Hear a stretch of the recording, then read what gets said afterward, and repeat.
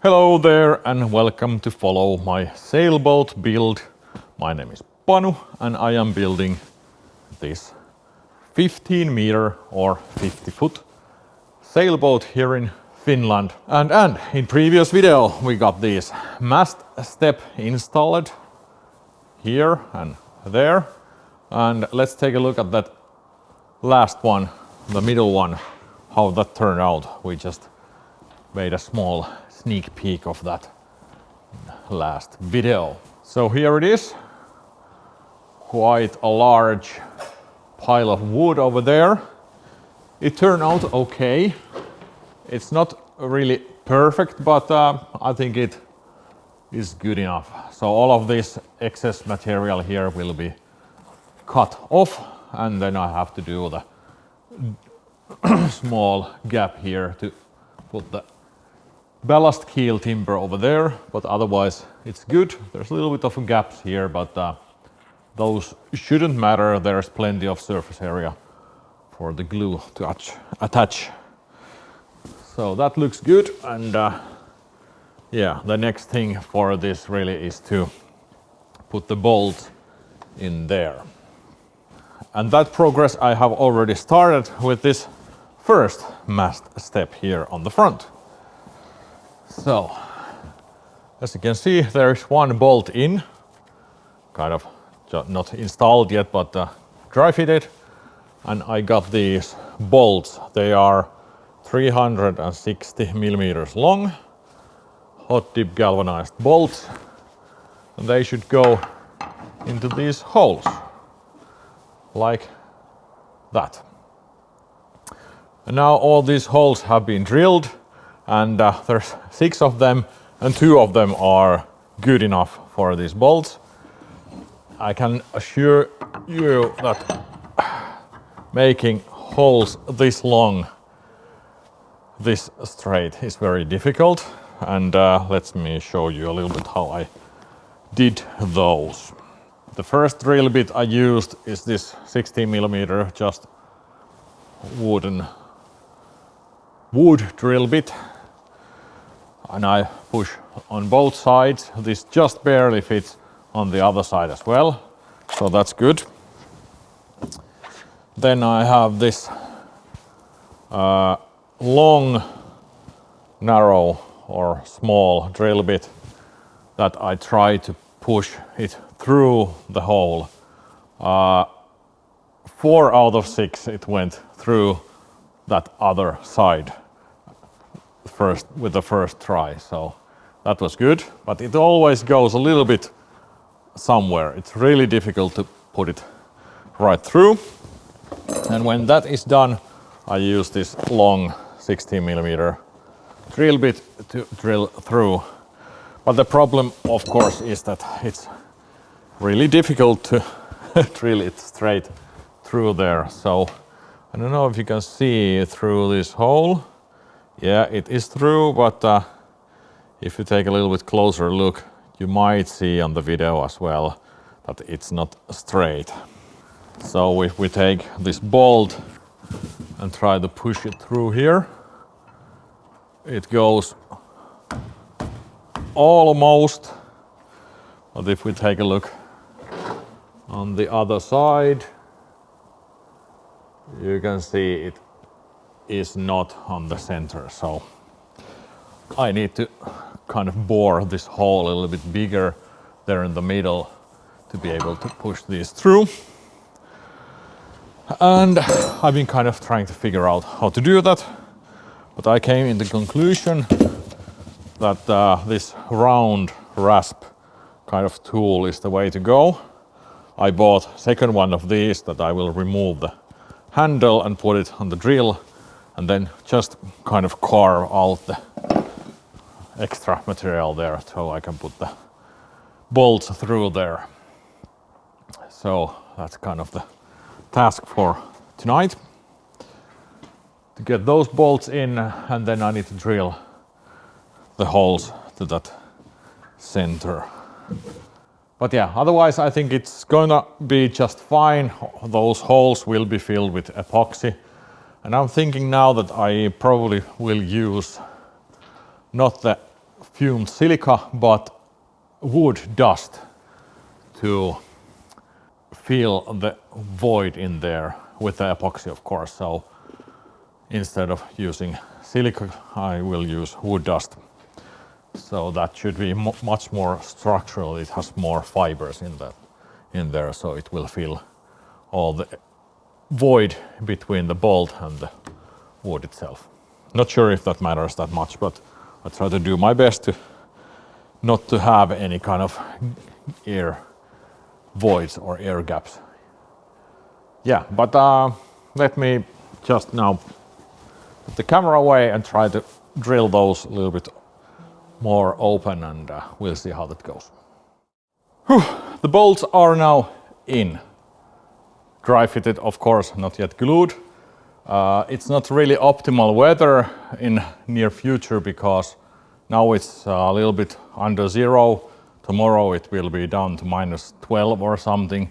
So I need to wait for a warmer day, at least above zero, for me to be able to glue these in, put the heater on and stuff like that. But the holes are now done. That's pretty quick to make the glue up eventually. So what I used was this rasp with as a drill bit, and yeah, it wasn't very efficient or optimal for this thing, but yeah, it got the job done, carving little by little on the side where there was too much material left. The first hole what I did, this one, this was the worst. It was very unstraight. But yeah, now they are in. I'm happy with that. All the gap or the cavity there will be filled with epoxy. So that's that. Let's now jump to the second mast step. So this should be a little bit easier because I can lift these frames out from the both sides. Over there the frame 3 was already glued in, so I couldn't remove that anymore. So there was a little bit of a cramped situation there, but this should be easier. I'm gonna drill with a short drill bit from both sides, then with the long narrow drill bit through, hoping that it goes through every time, and then take the big drill bit to drill the hole through. So I think that of course you have to be very careful when doing the first hole because it's very hard to turn the drill bit after it has been starting to go through. But I don't think there's any kind of magic trick with this, well, some kind of a jig or something very complicated, but I don't have any metal tools here or anything like that, so I'm just gonna use my straight edge to start the drilling first and then go from there.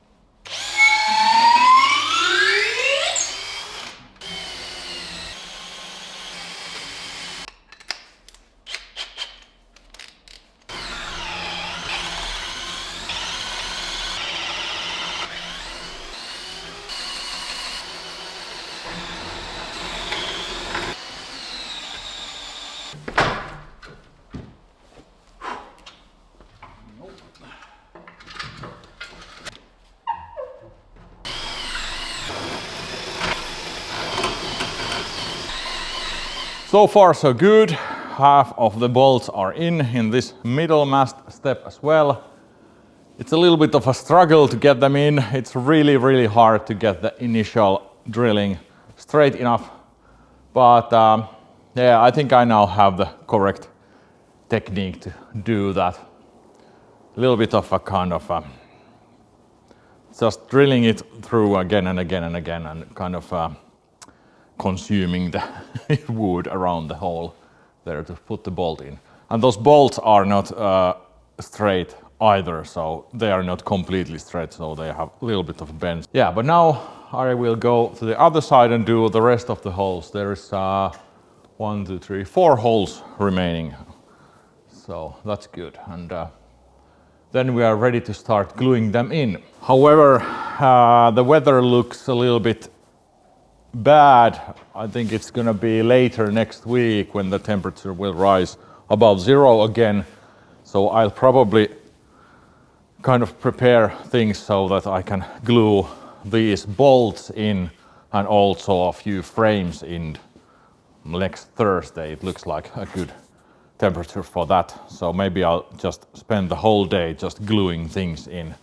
That might be a good idea because the temperature really prevents me to use epoxy that often here. Yeah, and if you don't know, it's middle of winter. It's January 10th or 11th today or something like that. And yeah, we are in the mid-winter, so temperatures are below 0 constantly. But let's now do rest of those holes, and then I think we can take a look what is going to be the next things to do. All right, the bolts are in, holes are finally done. That was quite a annoying job. Additionally, for those bolts, there of course is these nuts and washers on both sides. So these will be installed when I glue them in.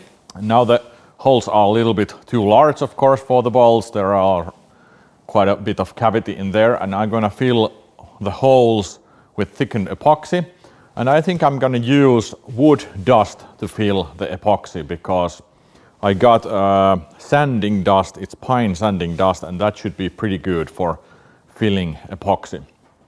So I'm gonna use that instead of that fumed silica. The wood dust, of course, has some fibers on it as well, so it should be stronger as well.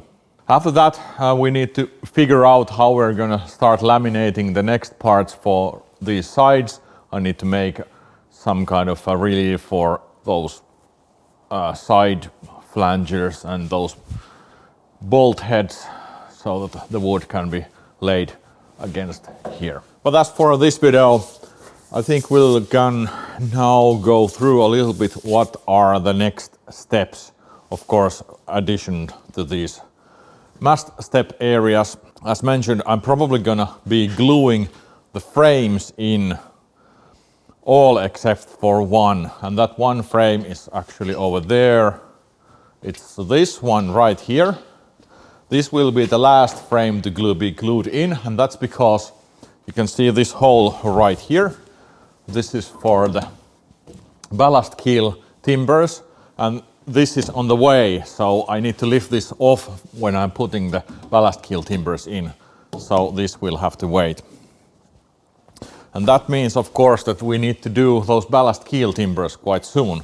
So that might be actually one of the next jobs. I need to mill some oak for that and glue them together and make some templates with the CNC to make sure that I get the placements for the keels in correct positions, of course.